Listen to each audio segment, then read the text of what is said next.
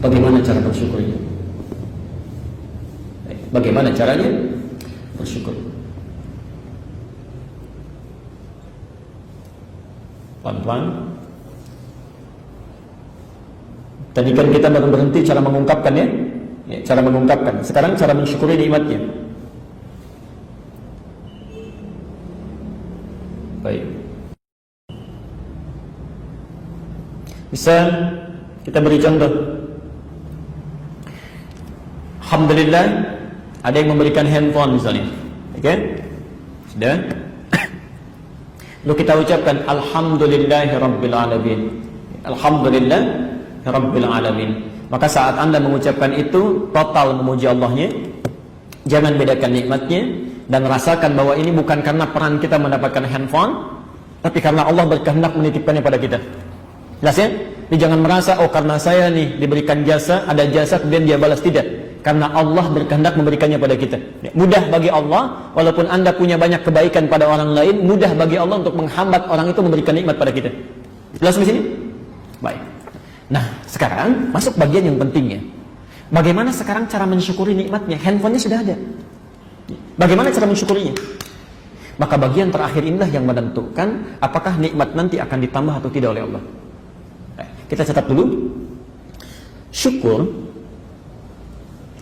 nikmat. Bukan kalimat syukurnya, tapi syukur nikmat. Berarti menggunakan segala nikmat yang dititipkan, pelan-pelan, menggunakan segala nikmat yang dititipkan sesuai dengan fungsi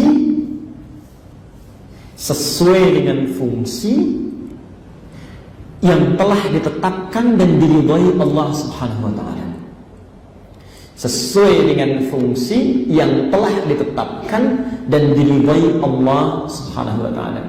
Menggunakan segala nikmat yang dititipkan sesuai dengan fungsi yang telah ditetapkan dan diridhai Allah Subhanahu wa taala. Tolong catat betul, ini bagian yang sangat penting yang menentukan apakah sifat Rahman dan Rahim di ayat ketiganya diberikan pada kita atau tidak. Baik. Bapak dan Ibu sekalian, perhatikan betul. Ya. Syukur nikmat itu tidak berhenti di kalimat Alhamdulillah saja. Tidak. Ya. Tapi disusul dengan pembuktian kepada Allah dengan menggunakan nikmat yang diterima itu sebagai titipan sesuai dengan fungsi yang ditetapkan oleh Allah. Dan Allah sukai itu. Ya. Misal, saya tadi contohkan misalnya handphone. Allah titipkan pada kita. Ya. Apa fungsi handphone? Komunikasi. Tidak sampai situ. Kalau cuma berkomunikasi, non-muslim pun bisa gunakan itu. Pencuri pun bisa gunakan itu. Ya. Kijang 1, kijang 2, kijang 1, kijang 2. Nah, ternyata tikusnya sudah pergi, kan? Nah, itu Masya Allah. Macam-macam itu. Ya. Yang dimaksud orangnya sudah nggak ada, sudah keluar dari masjid, tapi sendalnya masih di situ, ambil, ya. Ya. Macam-macam. Pencuri pun bisa berkomunikasi. Penjahat pun bisa. Tapi seorang muslim yang bersyukur dengan nikmat handphone yang dititipkan, maka tidak akan berhenti sampai kalimat itu. Berkomunikasi pada apa yang disukai Allah. Ya. Jadi tidak mungkin, mustahil ada orang bersyukur dengan handphone yang dia gunakan pada yang tidak disukai. Buat status yang tidak disukai. Saya tidak nyangka ya ternyata dia begitu. Itu bukan syukur. Ya. Tidak mungkin mengucapkan kalimat yang tidak disenangi. Ya. Kalimat-kalimat kotor, kalimat-kalimat buruk. Tidak mungkin mengirimkan sesuatu via handphonenya pada yang tidak diridhai oleh Allah. Gambar-gambar yang tidak tepat. Menggunakan handphonenya untuk mengakses berita yang tidak tepat. Itu mustahil. Ya, mustahil. Jadi kalau Anda mengucapkan Alhamdulillah, tapi buktinya berseberangan dengan apa yang diucapkan, yang diikrarkan, maka tidak akan muncul nikmat yang selanjutnya itu. Berhenti sampai di situ. Ya. Ini baru handphone. Sekarang saya akan tunjukkan bagaimana mempraktekkan syukur mulai dari diri kita secara fisikal sampai nikmat yang melekat pada diri kita seluruhnya. Contoh, kita ingin lihat dulu dari kepala sampai ujung kaki. Sebelum yang lain dulu ya, sebelum pakaian ditempelkan, kacamata, jam tangan, ya, rumah, mobil dan sebagainya. Mulai diri kita dulu. Ya. Yuk kita ambil contoh dari Quran pelan-pelan. Nikmat mata. Saya mau tanya dulu, yang punya diri kita siapa? Yakin? Apa dalilnya? Quran surah Al-Baqarah surah 2 ayat 156. Alladzina idza asabatuhum musibah qalu inna lillahi wa inna ilaihi raji'un. Biasanya kalau dengar kalimat itu yang terbayang apa? Wah, ada yang meninggal, ada kematian. Padahal kalimat itu jauh. Ya. Bukan ke situ saja arahnya. Maknanya luas. Ya. Inna, ingat bukan inna. Ya. Ingat ada alifnya. Inna. Ya. Bukan inna pendek. Bukan inna pendek. Kalau pendek itu huruf taukid saja menguatkan. Wal 'as innal insana lafi khusr. Nanya pendek. Tapi kalau inna itu menunjukkan pada pribadi, pada kita secara total. Inna itu dua huruf yang disatukan. Inna pendek plus na. Inna plus na begini. Ya. Jadikan satu menjadi inna. Ya. Ini huruf untuk meyakinkan. Ini singkatan dari nahnu, kami. Seakan-akan kita mengungkapkan, ya Allah, kami yakinkan pada diri kami. Ya. Sungguh diri kami ini seutuhnya, dari ujung rambut sampai ujung kaki, kami seutuhnya lillahi, semua milik Allah. Lillah, semua milik Allah. Masya Allah. Jangankan mobil, handphone, kendaraan, diri kita saja yang punya Allah. Ya. Dan ketika Anda mengatakan itu, ingat ya, itu komitmen. Ketika Anda mengatakan itu, kita menegaskan pada Allah, kita nggak punya. Yang punya Allah. Nah, sekarang saya mau tanya, kalau yang punya mau ngambil boleh nggak? Yang jadi masalah ketika diambil, yang dititipi marah. Ya. Kan aneh namanya. Ya. Orang menitipkan sesuatu, kok mau diambil, kok orang dititipin marah? Ya. Seharusnya terserah yang punya dong, setelah yang nitip, terserah yang nitip. Ya.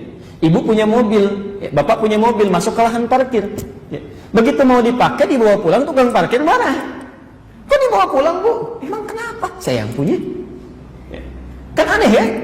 Baik, jadi mata kita punya Allah, telinga punya Allah. Terserah Allah mau diambil kapan saja. Ya. Terserah Allah. Mau diambil sekarang, mau diambil besok, yang punya Allah kok. Nggak usah marah.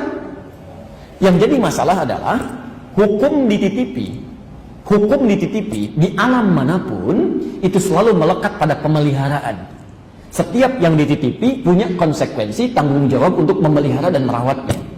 Bapak pernah nggak terpikir bagaimana responnya kalau menitipkan motor misalnya di satu tempat parkir, begitu mau diambil spionnya hilang, standarnya rusak, ya, bannya pecah, bagaimana responnya? Nah, sekarang saat nanti satu kali Allah akan mengambil, Allah akan melihat dari mulai ujung rambut sampai ujung kaki, apakah digunakan sesuai dengan fungsi yang telah Allah tetapkan atau tidak. Ya. Maka yuk kita lihat fungsi mata apa. Tuh, sudah keliru. Kalau cuma melihat, penjahat pun bisa lihat. Kalau cuma melihat, non-muslim pun bisa lihat. Kalau Anda ingin mensyukuri dengan nikmat pandangan ini, Allah titipkan mata, pandangan, keadaan sehat, ingin disyukuri, maka kalimatnya tidak berhenti pada di situ. Melihat yang baik-baik, melihat yang diridhai oleh Allah Subhanahu wa taala. Makanya kalau orang syukur dengan pandangan dia, ketika melihat sesuatu yang tidak Allah suka, dia akan palingkan. Akan dia lihat. Tidak akan dia lihat. Quran surah ke-24 An-Nur ayat 30 untuk ikhwan para laki-laki, ayat 31 untuk perempuan. Lihat kalimatnya. Qul lil mu'minina yaghuddu min absarihim. Katakan pada pria-pria yang merasa masih punya iman. Masya Allah, merasa masih punya iman. Jadi kalau ketentuan ini dilanggar, imannya bermasalah. Hati-hati, ibu juga tidak merasa aman karena ayat 31-nya untuk perempuan. Wa qul lil mu'minati, dan katakan pada perempuan yang merasa masih punya iman. Ya. Perhatikan, untuk laki-laki, yaghuddu min absarihim, palingkan pandangan dari apa yang tidak diridhai Allah. Jadi mustahil ada seorang muslim bersyukur dengan matanya melihat yang buruk-buruk, itu bukan syukur namanya. Ya. Tiap hari saya suka bingung kadang-kadang, gagal paham dengan situasi ini. Ya. Dari mulai subuh sampai isya, alhamdulillah, alhamdulillah, alhamdulillah, alhamdulillah. Tapi pandangannya nggak bisa dijaga. Melihat acara yang tidak tepat, gambar-gambar yang tidak elok, Kalimat-kalimat yang tidak tepat itu mustahil. Seharusnya kalau lisannya alhamdulillah rabbil alamin, itu matanya nggak akan sembarangan. Itu lihat nggak tepat palingkan. Ya, Allah nggak suka palingkan. Pasti begitu itu. Ya. Ini mustahil ada orang mensyukuri nikmat matanya melihat sembarangan, itu mustahil. Ya, demi Allah saya katakan mustahil. Jelas sampai sini? Baik. Ibu juga begitu. Ketika melihat sesuatu yang tidak tepat, ketika mengucapkan alhamdulillah itu dijaga. Jaga. Makanya Masya Allah, lihat masjid senang, lihat Quran senang, lihat orang-orang soleh mengerjakan amal soleh senang. Ya. Ingat pesan saya, ya? Ingat betul pesan ini. Nanti di Nurul Bahri kami ajarkan ilmunya di Tazkiyatun Nafas. Hukum penglihatan tidak berhenti sampai di sini. Di orang-orang yang terbiasa melihat yang baik, baik lawannya apa? Buruk. Ingat betul ini ya. Kalau seseorang merasa melihat yang baik-baik, hukum ini berlaku. La in syakartum la azidannakum. Jadi kalau orang terbiasa melihat baik, maka kebaikan dikumpulkan oleh Allah. Dan dia akan alergi melihat yang jelek. Tidak akan sanggup. Ya. Tapi sebaliknya, kalau seseorang terbiasa melihat yang buruk, ya, maka baik tidak akan pernah bersatu dengan yang buruk, tidak akan nyambung. Ya. Minyak tidak akan pernah nyatu dengan air. Makanya kalau orang kebanyakan lihat yang jelek, yang baik itu tidak akan pernah peka. Tidak akan nyambung. Ya. Ingat betul ya, baik hanya akan nyambung dengan yang baik-baik, yang jelek dengan yang jelek-jelek. Ya. Tidak akan pernah bertemu baik dengan buruk, mustahil. Ya. Ada orang pakai baju koko lewat, ya, Masya Allah, dengan yang bertemu dengan yang pakai jubah. Itu tidak kenal pun, pasti bisa sapaan. Assalamualaikum, minimal senyum. Ya. Tidak pernah terjadi, bisa ada orang pakai baju koko, ada maaf ya, orang sedang mabuk, ada tato, jalan misalnya, Assalamualaikum, gak ada. Lewat aja gak akan nyambung. Ya. Tidak ada chemistry-nya. Ya. Karena itu, maafkan saya kalau kalimatnya kurang bagus. Jika Anda masih bisa mungkin melihat sesuatu yang tidak Allah sukai, maka ada yang salah tuh yang masuk ke dalam mata. Ada yang keliru masuk ke dalam pandangan. Ya. Karena mustahil seorang muslim bisa melihat sesuatu yang tidak disukai. Itu baru mata. Coba cek sampai ujung kaki. Telinganya, mulutnya. Hati-hati mulut yang paling bahaya ya. Karena mulut ini merambat ke semua organ tubuh. Ya. Bahkan nanti di Quran dilukiskan begini. Ada orang yang salah makan, ya. Kemudian masuk makanannya haram, beredar dengan darahnya, lalu darah itu terus mengedarkan ke seluruh tubuh jadi daging, ya. Dan masuk ke telinganya di sumbatan. Anehnya, ada orang punya telinga tapi nggak bisa dengar karena makan yang haram itu. Ada bayangkan punya telinga nggak bisa dengar, maksudnya nggak bisa dengar yang baik-baik, nggak bisa dengar yang baik-baik. Hati-hati, ini kalau azan nggak kedengaran, deh. Padahal tetangga masjid, rumahnya di samping masjid, subuh-subuh dipanggil as-salatu khairum minan naum, masuk ke telinga tertukar itu. An-naumu khairum minas salah. Tidur. Tapi yang jelek-jelek itu cepat sekali. Ya. Dari gosip, dari mulai macam-macam, cepat. Kenapa? Yang haram masuk ke dalam dirinya, nutup yang jeleknya. Ya. Maksud saya, kadang-kadang mohon izin Pak, mohon maaf Ibu, hati-hati betul ya. Anak-anak yang masih suci itu, yang masih baik, yang belum paham apa-apa, tiba-tiba bisa tidak berfungsi nilai kebaikannya karena orang tuanya membawa yang haram dalam kehidupannya. Tolong jangan nodai mereka itu ya. Jangan nodai mereka, pastikan apa yang Anda dapatkan dalam kehidupan itu baik. Ini baru tubuh ya.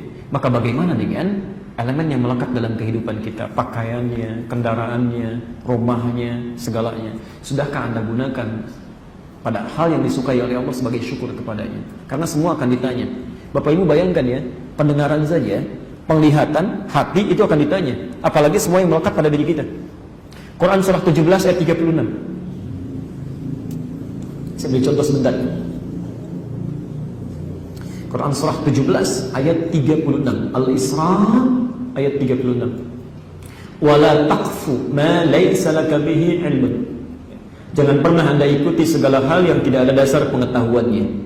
Poinnya bukan itu, lihat setelahnya. Innas sam'a wal basara wal fu'ada kullu ulaika kana anhu mas'ula. Sungguh kata Allah, pendengaran itu, ya, penglihatan, bahkan hati, ya, semua akan ditanya oleh Allah. Jadi Allah akan tanya itu, saya sudah berikan nikmat kepadamu penglihatan, sudah sejauh mana kamu syukuri itu? Ya. Maaf Bu ya, Pak. Nanti coba gambarkan saat Anda disandingkan dengan anak-anak itu yang Allah berikan keadaan dirinya buta. Saya pernah kisahkan kan Musa, orang Asyut itu usia 5 tahun di Mesir yang berjuang bisa menghafal Quran dalam keadaan matanya buta. Anda bayangkan ada anak diberikan usia 5 tahun matanya buta dan dia berusaha menghafalkan Quran. lalu hafal Quran. Dan ketika ditanya oleh seorang reporter yang datang ke sana, jika Anda diberi kesempatan untuk memohon kepada Allah, apa yang Anda ingin mohonkan? Saya sudah pernah sampaikan ini. Musa hanya berkata, saya akan mohonkan kepada Allah, satu, agar tetap membutakan mata saya, karena dengan buta ini saya bisa menghafal Quran. Tapi yang menarik yang kedua, sampai wawancaranya sampai menangis, dan saya beberapa kali melihat tayangan ini, Masya Allah ya. Kata Musa, dan saya akan datang nanti kepada Allah saat hari kiamat nanti sendirian, tidak ditemani oleh siapapun. Dan saya akan menghadap Allah dengan keadaan gemetar, tangan gemetar, kaki gemetar. Saya akan katakan kepada Allah, ya Allah, saya sudah berusaha menghafalkan Quran ini hingga tiba di sini saat ini. Kalau dengan semua yang sudah saya lakukan, dengan Quran yang saya bawa, masih pantas saya dihukum, maka mohon kurangi siksaan saya dengan Quran yang telah saya hafalkan ini. Bayangkan, kurangi hukuman saya dengan Quran yang telah saya hafalkan ini. Maka bagaimana menurut Anda ketika ada seseorang usia 5 tahun mata buta berusaha menghafal Quran sampai hafal untuk membuktikan dan mensyukuri nikmat penglihatannya seketika?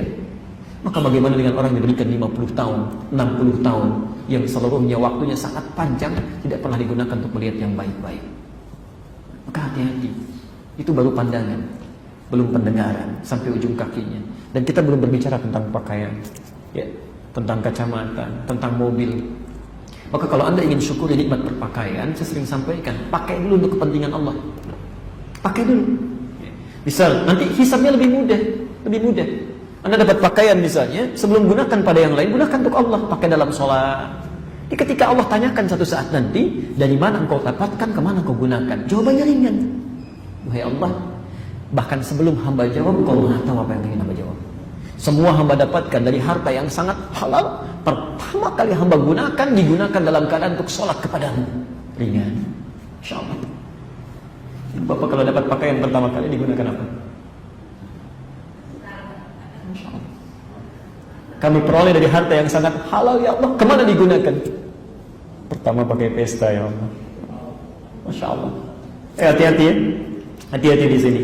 Jadi itulah Ar-Rahmanir-Rahim. Satu ketegasan yang disampaikan oleh Allah bahwa jika kita bersyukur kepada Allah atas segala nikmat yang diberikan, maka Allah berjanji akan menambah nikmat sepanjang kita menggunakan nikmat itu sesuai dengan peruntukannya. Maka gunakanlah mobil itu ya, yang akan jadi saksi ketika Anda kembali kepada Allah di akhirat nanti pada kebaikan-kebaikan ya. Gunakan pulpennya untuk mencatat yang baik-baik, gunakan rumahnya untuk mengisi yang baik-baik, karena satu saat mulutnya akan dikunci dan semua yang terkait dengan kehidupan kita itu yang menyampaikan kepada Allah atas apa yang pernah dilakukan. Baik.